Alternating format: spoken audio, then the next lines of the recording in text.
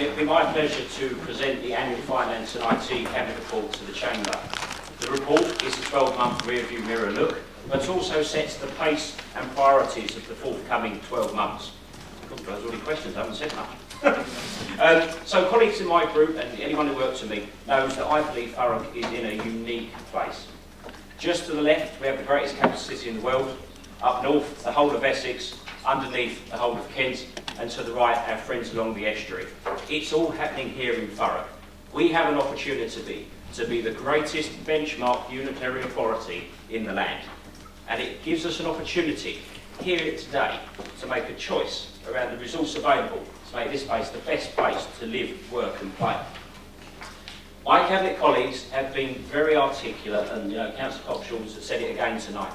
The decisions this administration are seeking to undertake are the decisions for our children and our children's children. The finance plan presented to you here tonight echoes that same ethos. Now that's not to say there isn't much not to do now. There's much that we've had to take on. We need to have a deeper, harder look at the way taxpayers' money is spent in Thurrock, but I'll go on to that shortly. Before I go on to the finance particulars, I'm going to do some of the next public-facing services first. I'll go through some of those. In years gone by, this council, so not Labour administration, this building and this body has suffered a number of IT issues, which has rendered the council effectively paralysed to serve our customers out in Thurrock. We are usually associated with inadequate equipment. The truth of the matter is, it's the environment in which the equipment is sitting. So the serve room, the air conditioning, it's not fit for purpose and it doesn't keep it cool. The Conservatives supported Serco coming back, which was undertaken by Councillor Victoria Holloway. We wholeheartedly supported that because it allowed us to do something about the problem. If we're not serving our customers, we're not doing something right. And therefore I can confirm that my plan for IT is very clear. My team will be progressing an investment proposal to go into the forthcoming capital proposal plans in the February round of spending to review this much needed infrastructure. So that's one thing. Then we go on to disaster recovery. So what happens, we all work in businesses and other industries I imagine, and the computers will all go down and we'll all be doing nothing for 4 hours and all that good stuff. What can we do about that? Because our customers are out there that need children's social care services, adult social care services. We cannot be in that world. The great thing I'm really happy to talk about tonight is we've entered a quid pro quo agreement with our friends down the estuary in Southend. What that effectively means is, if there is a failure of the IT systems, we will be able to link into Southend and piggyback some user accounts so people in critical roles can undertake the duties and make sure that the customers are served. It's reciprocal. So likewise, we'll be doing the same for them. That's being installed as we speak. And the other thing I wanted to talk about quickly is the threat of digital blackmail and the external hacking threats which we are currently undertaking. You've seen the email from our information manager, Lee Henley, who's articulated this whole piece around digital blackmail. Effectively, what's happening to local councils across the land is that people are trying to hack into the authority and basically hold us away from our own information. They'll try and charge us money for it. None of us are going to do it, but it's 2 or 3 days of aggro, 2 or 3 days not serving our customers. For me, it's digital terrorism. So the officers have acted a massive piece of work to increase our security and our protocols around that. They've already been successful. So if you're not aware, this council had an attack against it, but we held it back. And I want to just put on record, for the person who identified that spam email, which could have crippled this authority, thank you to that individual, and we need to share that with them. So moving on to council fraud and intelligence. What a benchmark service that's becoming. What a positive role that service is creating across borders. Crime, unfortunately, or fortunately, however you look at it, doesn't end between the lanes between Ockenden and Upminster and when you drive past the Five Bells. Crime has never been more digital and cross-border. The collaboration that the team is doing has worked so much dividends that we've recovered about 480k of the service, which cost 880k. Anyone, let's be clear, who seeks to obtain financial advantage by illicit means will feel the full force of sanctions regimes available. Recovering fraudulently assumed money goes back into public services, the services that people rely and live on. My team is working on the side of the people that get up first thing in the morning, get home last night, work hard and pay their taxes. They're on their side and they're going to continue to be that way. Furthermore, going back to the whole piece around cyber IT and the risks associated with it, the team are also going to undertake a piece of work, sort of network and work with other authorities down the estuary to see what we can do to combat this IT risk as a unified team. Council tax collections, they continue to perform very well for the previous 12 months. We rate highly in terms of collection rates. Why do we do it? We do it to fund public services, especially groundwork. Now is the decision time as to what we need to do to make sure that all the necessary services are funded in today's economic environment. But the other thing is also having an element of compassion. So when I think the company portfolio holder for finance, one of the first things I asked to be undertaken was a full, thorough review of the collections process. Let me be very clear. The collections we get wrong, we will root cause and we will deal with. However, let's be honest, most of them we get right. Now, a high collection rate denotes an element of engagement between the council and the people that haven't been able to fulfil the obligation of paying council tax. The whole reason I did the compassionate collections review... You're only 5 minutes, but you could sum up so we can ask questions. Yes, certainly. It helps one human to another if they're talking to one another. There is just one other thing I wanted to go through, Madam Leon, and I'll draft on just ever so quickly in my closing summary, is we need to make sure that we set the borough up for success.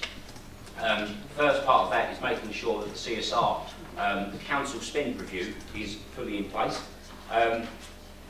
It's going to chart the course for our children's future. We've done the rainy day review. It's documented now. I'm not going to go over it now.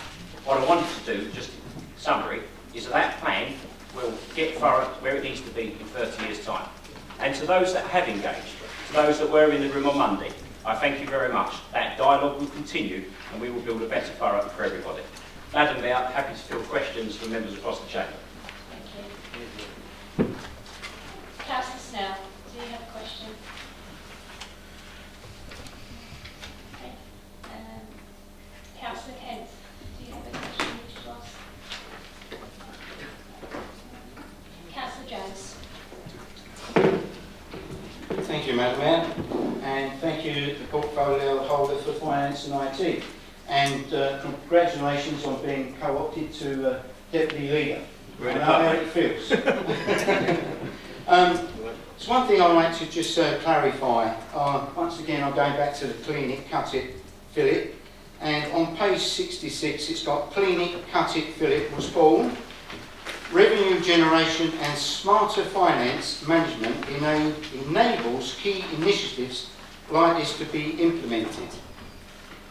But it's a bit confusing, so I just want you to clarify, because on the Cabinet paper agenda of the 7th of September, Environment and Place has a projected overspend of £313,000, includes additional spend of £260,000 to enable the Clean It, Cut It, Fill It initiative for a pilot period of 3 months. So, thank you very much. Thank you, Madam Mayor. Councillor Head. Thank you, Madam Mayor. Thank you, Councillor Jones, for your question. It is pertinent. Let me be very clear. Clean it, cut it, fill it is absolutely the right thing to do. We have the mechanism to reconcile that budget tomorrow. We are looking further and harder at our existing finances to see what other savings can be identified to fully fund the pilot, but to be honest with you, it's there. I'm going to be honest with you.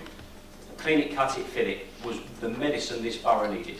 This borough had been neglected for so many years, and the fact we've got 6 months left and we're only looking at £158,000 to find to balance the budget, and that goes back to your initial point, Roy, Councillor Jones.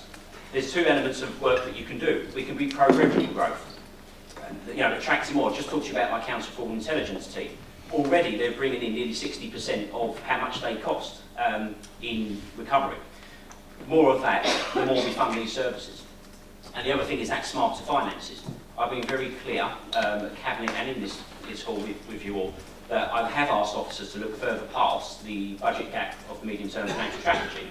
Why am I doing that? Because I want to have a very hard look at what our finances are like and see how we make something like clean it, cut it, fill it a permanent reality. You know, if that's a legacy that this administration can leave behind, it will be a legacy that I'll be very proud of. Councillor Gerrish. Thank you, Madam Mayor.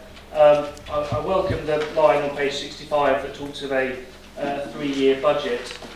Clearly one of the key documents that underpins that budget is the medium-term financial strategy, which is a document owned by him and which should go into the budget that eventually he presents to Council next year. A key underpinning assumption of that MTFS is the assumption of 4% rise per year in council tax over the next 3 years. Without that, an additional £2 million of cuts per year would be required, and that's an extra third. Given the administration has still not identified savings to close the budget gap, or indeed growth, which I would welcome, certainty on this area is absolutely crucial for sound financial planning. Can he confirm, therefore, that he agrees with his own financial plan? Oliver, at least we had a financial plan. Let's be honest with you. Let's be honest. And by the way, the saving over the 3-month budget period, if your leader had bothered to turn up on the Monday meeting, you would have known that we have nearly identified everything over the next 3 years. And those proposals are being shaped and presented. So yes, I am very confident in my plan. This plan will deliver, and it will deliver for the people of Thurrock. Councillor Spillman. Thank you, Madam Mayor. I have a few concerns about a consultation that's going into about the council tax support scheme. Firstly, the actual consultation. I think the way it was worded was not becoming of council. It was incredibly loaded the way the consultation is structured online. I've also got a lot of concerns about the potential for council tax to go up for some of the lowest paid families and lowest paid self-employed people in Thurrock. Today I understand the times are tough. I understand that there's a few administrative changes that have meant extra expense to the council. But today I had a resident come and see me who done a change of circumstances with benefits and received 13 letters over a 3-day period. There is a lot of changes you can make with internal working in the department rather than basically putting up tax for some supported people in Thurrock. Thank you very much.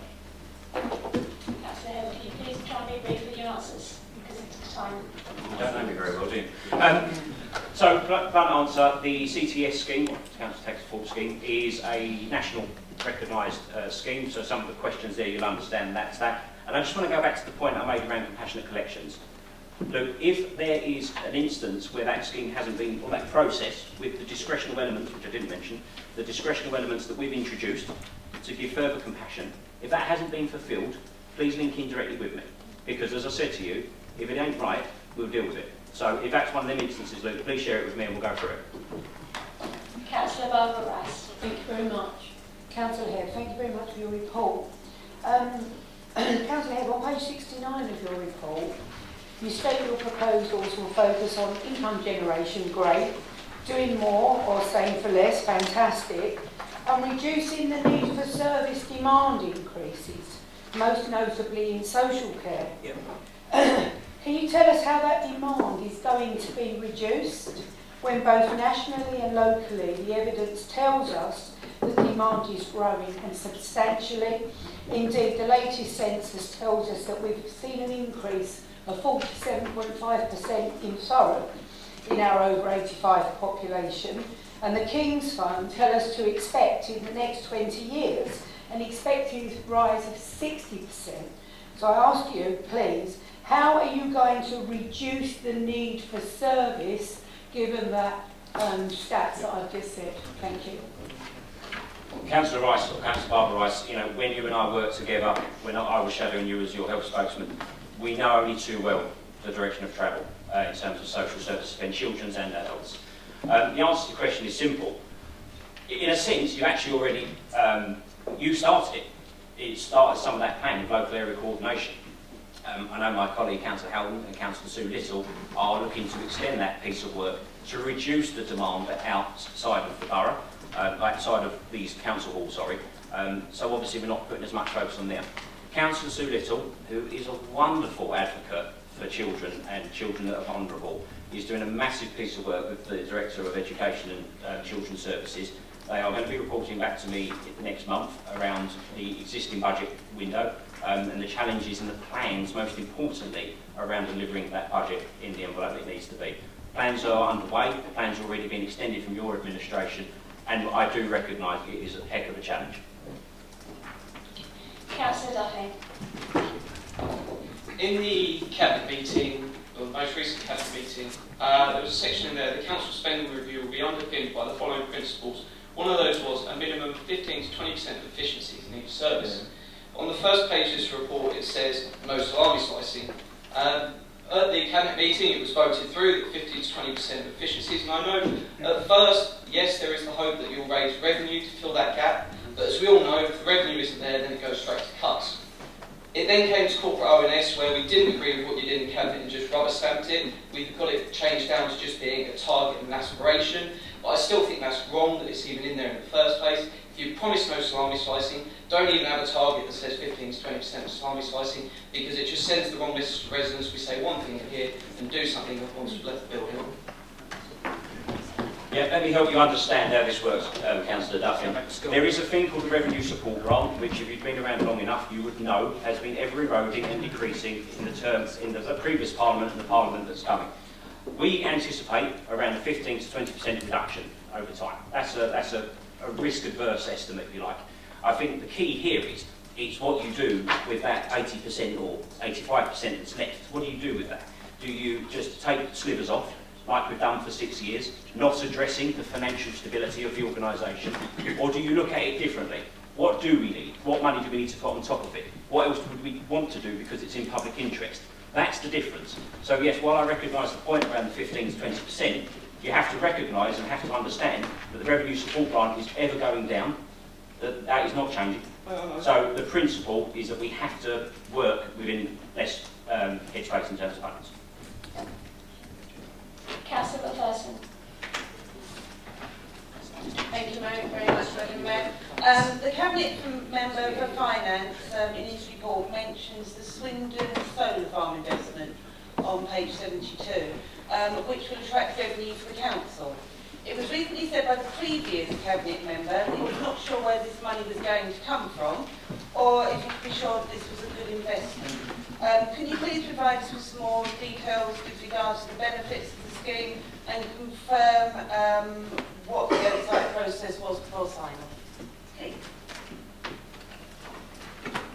For you, Councillor McPherson, of course I can. Thank you for your question. This was a great read, this was. You all read it? It was a great read. Slash, you know, I think it was on your Twitter, he was very proud of it. What was interesting is that Councillor Kent doesn't know where the money come from, or what the oversight was. Do you know what I found very interesting? It was signed off on the 19th of May 2016, a week before the Conservatives took control of this administration. So let's be very clear. I looked at the business case which I inherited and I happened to support, much like I supported his piece of work over the CCLA, which I articulated at Cabinet for those that were there. So, lovely press, but please get your facts right, because I'll tell you what, Thurrock will never believe in Thurrock Labour ever again if they keep coming out with rubbish like that. Right, we've run out of time now.